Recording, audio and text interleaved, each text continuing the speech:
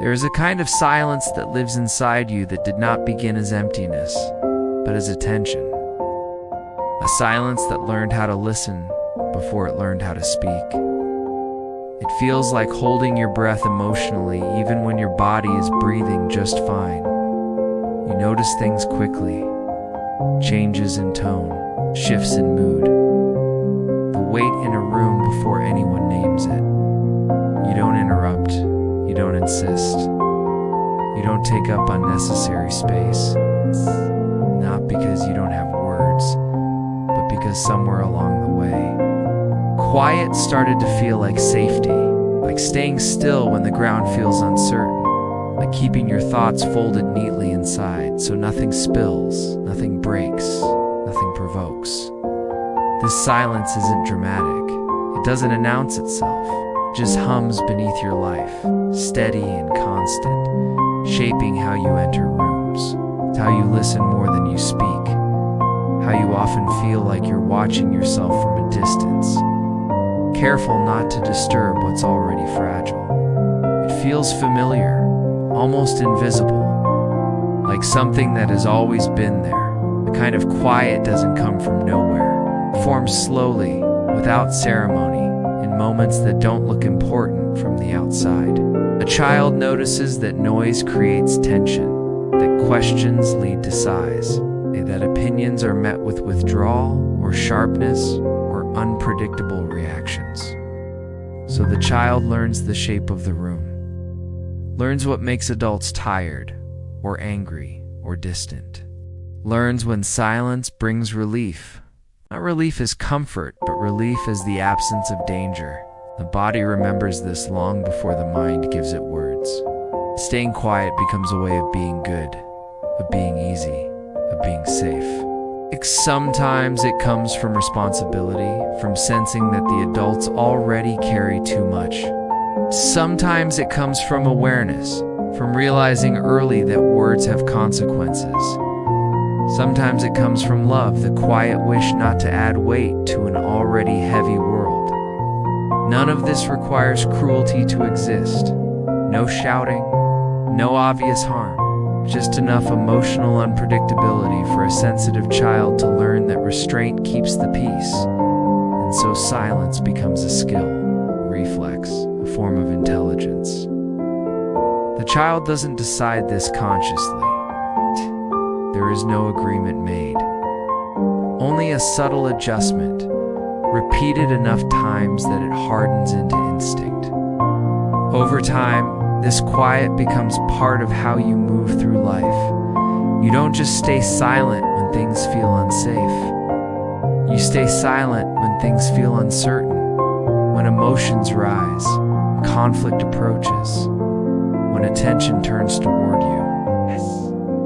Your words wait their turn, sometimes forever. Or you learn to read others better than yourself, to anticipate reactions, to smooth edges before they cut. From the outside, this often looks like maturity, like calm, like depth. You're described as thoughtful, easygoing, wise beyond your years. No one sees the cost of this wisdom. No one sees how often your body is braced, listening for what might shift. No one notices how tired it feels to always be the one who notices first. The one who adapts quietly. It's the one who doesn't need much. It's the one who doesn't make things harder. Because this pattern doesn't announce itself as pain. It announces itself as control, as composure, as being fine. But inside, something else is happening. A subtle tightening, a constant low-level alertness that never fully switches off. Your nervous system learns that expression equals exposure, that being seen too clearly might invite disruption. So you learn to soften your edges, to speak in measured tones, to dilute your needs until they sound optional. Even joy becomes something you experience privately, carefully, so it doesn't draw too much attention. And over time, this creates a strange kind of exhaustion.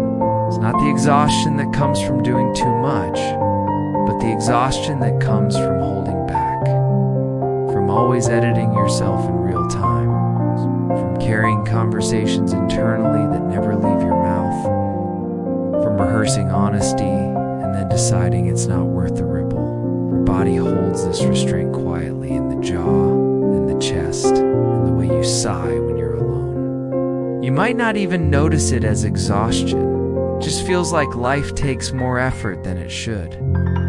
There is also a distance that forms. Not dramatic disconnection, but a soft separation between what you feel and what you show. You are present, but partially. Engaged, but filtered. People know you as calm, but they don't always know you deeply. Sometimes, neither do you. Because when you grow up learning to stay quiet, to stay safe, you don't just silence your reactions. You learn to delay your own awareness. You learn to check the environment before you check yourself. To ask internally, is this allowed? Before you ask, is this true?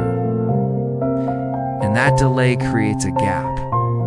A small one at first, then a wider one. Until certain feelings arrive already muted, already translated into something more manageable, something less disruptive, something quieter. This pattern doesn't mean something is wrong with you. It means something once asked you to be careful. It means your system learned a way to survive that worked, and it worked well. It kept relationships intact. It kept you out of trouble. It kept the emotional temperature stable. It earned approval, or at least avoided disapproval. The problem isn't the adaptation itself. The problem is time, because the body doesn't automatically know when the danger is past. It doesn't receive a memo that says you are older now, safer now, allowed now. It just keeps doing what once made sense. It keeps you quiet even when the room is gentle. Keeps you restrained even when no one is watching. Keeps you guarded even when you are alone. And this is where the cost accumulates. Slowly, invisibly, not as crisis, but as a kind of thinning. A dulling of immediacy. Sense that life is happening one layer away from you. You might notice it in small ways. In how long it takes you to answer simple questions about yourself. In how your preferences feel fuzzy, negotiable, easily overridden. In how you feel more alive in your thoughts than in your voice. In how rest doesn't always restore you, because rest still includes vigilance, still includes listening, still includes holding. And there can be a quiet grief here, though it rarely names itself as grief, a sense of something unlived. Something unexpressed, not because you were forbidden, but because you learned not to ask. Because asking felt risky. Because silence felt safer than wanting. Understanding this doesn't require fixing anything. It doesn't demand that you suddenly become loud, expressive, or different. It simply offers context. A way to see yourself without the usual self-judgment, without the idea that you are passive, withdrawn, or broken. You weren't choosing absence. You were choosing safety. That choice was intelligent. It was responsive. It was shaped by love, awareness, responsibility, and fear, often all at once. There is nothing weak about a child who learns how to read a room and protect themselves without being asked. There is nothing wrong with a system that learned how to survive quietly. The cost is real, but the adaptation was not a failure, it was a solution. And maybe now, just noticing this pattern is enough for this moment. Not to change it, not to override it, just to see it clearly without blame. Just recognize that the quiet inside you has a history, that it formed for reasons, that it carried you, and that it may still be carrying you even when you don't need it in the same way anymore. There is no requirement to do anything with this awareness. No pressure to speak louder. No demand to reclaim anything. Just the possibility of gentler understanding. Of letting your silence be seen not as emptiness, but as memory, as care, is something that once kept you safe. And you can let that recognition settle slowly, without urgency, without resolution. Let it rest where it lands. The quiet inside you doesn't need to be erased to be understood. It doesn't need to disappear to be honored. It can simply be there, noticed, contextualized, held with less tension than before.